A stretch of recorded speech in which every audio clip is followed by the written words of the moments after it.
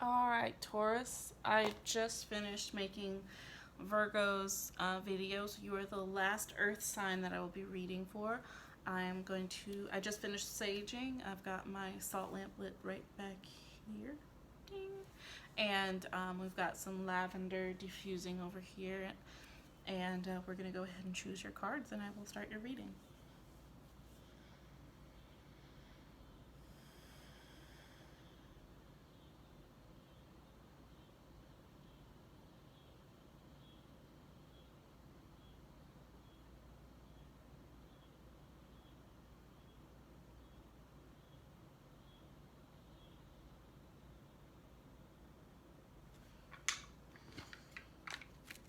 Alright, so for Taurus, I have drawn the Phantasmagoria. It is the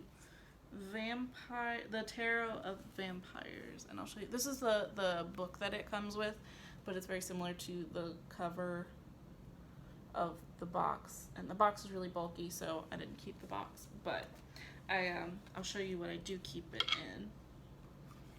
Ow.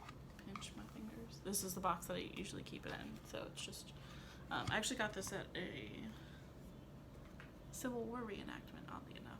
It really pulled me in. And I keep that with my pendulum, which I don't really use that much, but sometimes it's very handy, so I like to keep it nearby. Anyway, field trip. I don't know why I'm telling you all that. You probably don't care. Whatever.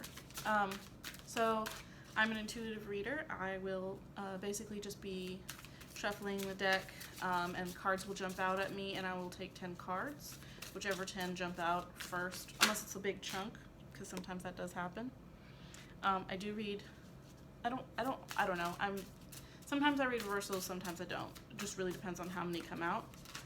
I cannot right now. What was I saying? Intuitive reader, pulling 10 cards. Yes, I run through the cards as a story. And just kind of, I don't know, sometimes they just jump out at me in odd ways, so I won't even get too specific about how that works. But I will say, I pull the 10 cards, the 10 initial cards, we go through them. If there's questions and I need to clarify, I will pull additional cards from the same deck to clarify. Sometimes clarification leads to another question, and I don't necessarily clarify the secondary question, or if it didn't add any clarity to the first situation, I don't continue to pursue that, because sometimes it's a rabbit hole, and when it's time for us to know, it will be clear and it won't be something that we're chasing with difficulty. Anything else? You are earthy, so I don't know, it's typically very connected, but the bull is stubborn as well. Well, this is interesting already. So I've already pulled 2 major arcana, and there's 3 cards down right now. The first one is the Empress, and the second one is the Emperor. And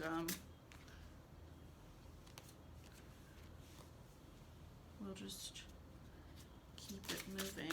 Which, by the way, those 2 cards are both reversed.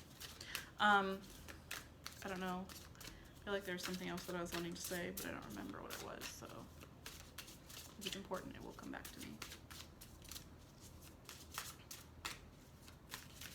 Oh, here's the other thing that I was going to say. This deck is typically reads the shadow side. And I didn't really get into the process of choosing a tarot deck, but basically I just kind of, in the same way that I draw cards, let it come to me, but more so I just kind of put my hand over it, and my fingers like tingle or itch or whatever, and then I'll choose that deck. And sometimes I kind of get a little bit of a buzzing with all of the decks that I have, so I'll just go to whichever one has the strongest. And you notice I just put a couple cards back. That's because I have 2 spots left, and I got 3 cards, but then 2 more cards just popped out. So I'm going to set this aside because I've got the full 10 cards here, and I will have it at hand if I need it to pull any additional cards. So what we started with is the Empress in reverse. So that's what she looks like. And she's holding a rose. You can see there's a little bit of blood at the corners of her mouth, and there's apples over her head. So apples are a sign of abundance, but also, allegedly, uh, yeah, they are the fruit that Eve ate in the Garden of Eden. So this is also kind of a Lilith-themed deck, and there's a bee here in the corner. I don't know if you can see that, but bees are also kind of pollination and fertility as well. So in some cases, like for me, if the Empress comes up in my readings, it's usually like me. So I think of this as a very strong, clean, all-powerful feminine energy.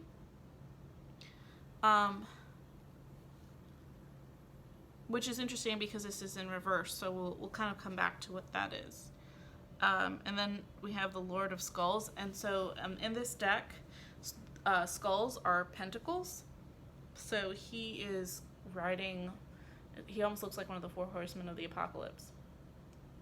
And he's holding a skull in his hand, and there's lightning in the background. So this one is the earth energy in, I want to say fire. He's also riding through a graveyard or boneyard, which is interesting. Here we have the Emperor in reverse, so that's how it came up. This is what it looks like. You can see that he also has the apples over his head. He also has that bee in the corner. I don't know if you can see that. Like the Empress. And he's holding a crushed rose in his hand that's covered in blood and a staff.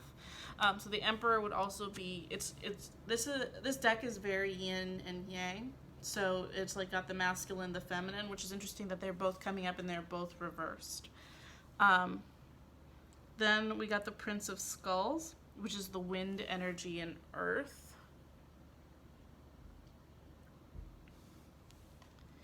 We have the Prince of Knives, which is the air energy in air. Knives are air, it's like swords. We have the Eight of Grails, so the Eight of Cups. The Four of Grails in reverse, so that's what it looks like in reverse, and here it is right side up. We have Justice, the Queen of Knives, and I believe that is the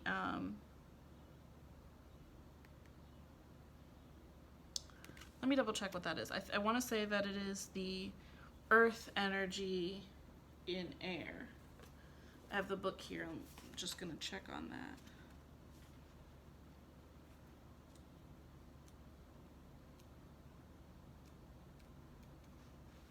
Y'all, this book is huge.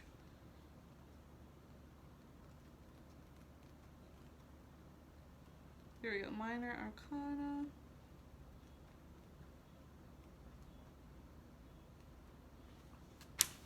Alright. Scepters. Grails. I don't usually go in the book, but here we go. Knives. 4, 7. But sometimes I like to just to make sure we get the full. Here we go. Yeah, okay, so I was wrong. It's not the earth, it is the watery aspect of air. And then the 9 of Scepters. Scepters being fire or wands. Alright, so we talked about the masculine and feminine that we have showing up as the Empress and the Emperor in reverse.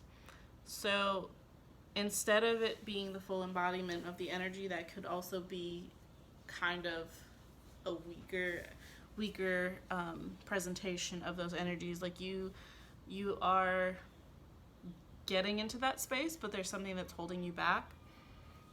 The Lord of Skulls is kind of charging ahead into this, and like he's coming out of the battlefield, this boneyard, and he's going off into the brambles and the briars. It's like getting hung up in something. It's not even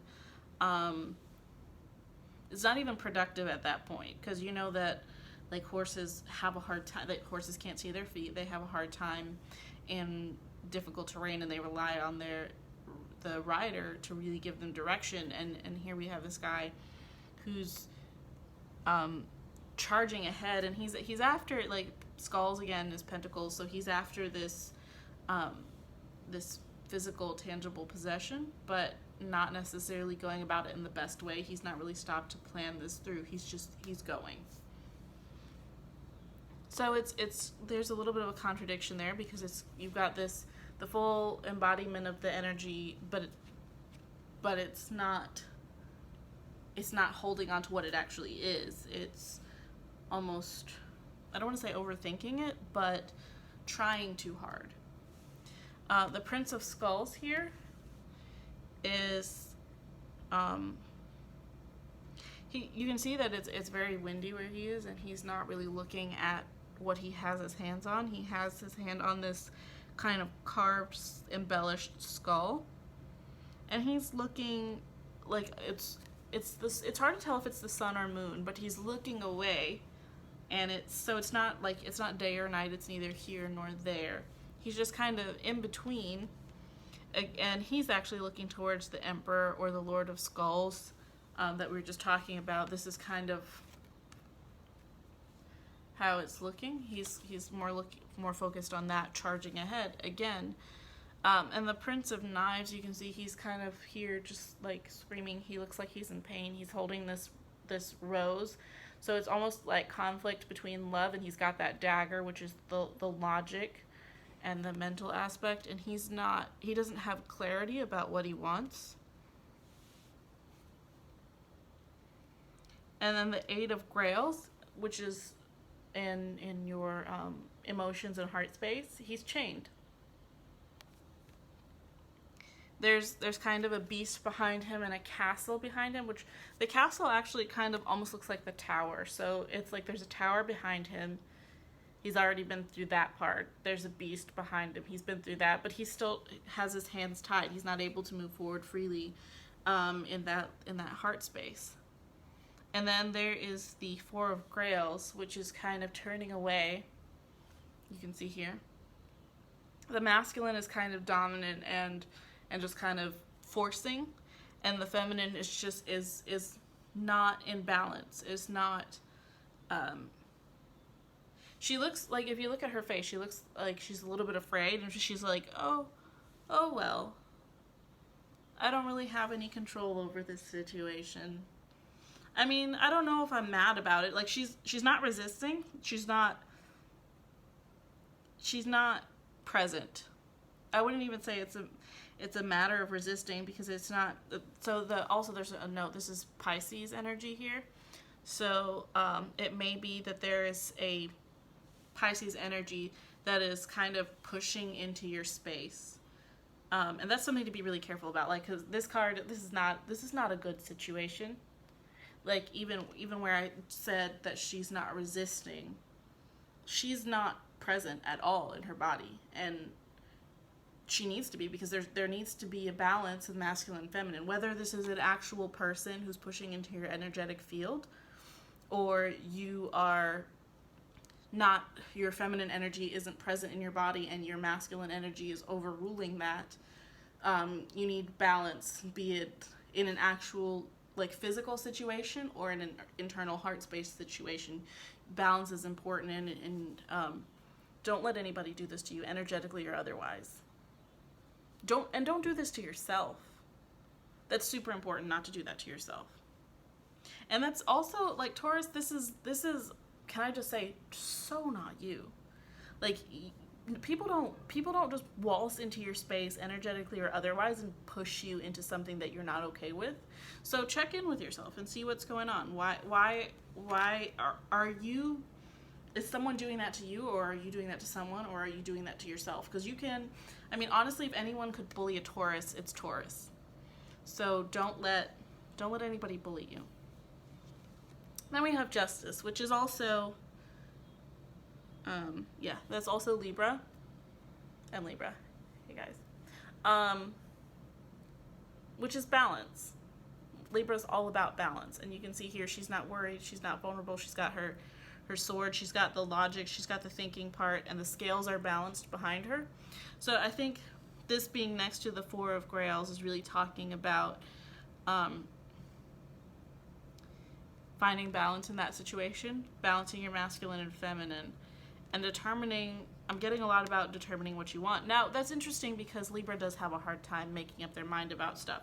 So you need that balancing energy, but you also have up here some of the indecisiveness of Libra, and that's something to consider. What's causing you to be indecisive, and where that imbalance is coming in. Is it from someone else's energy pushing into your space? Is it internal? Like, figure that out, and then you'll also have a lot more clarity around what to do. We also have the Queen of Knives. I think we determined that was the water energy in air. She's got a crow sitting there, which is the symbol of wisdom, which makes sense because this is an air, a swords aspect. So that is one of the tenets of that element. But she's also she's very focused, and she's in the space of ruling. So she is the full embodiment of the logical aspect. And I think from everything that we looked at, it looks like it's actually telling the story in the sense of starting out in that space of confusion, but moving into this logical headspace of figuring out what the problem is.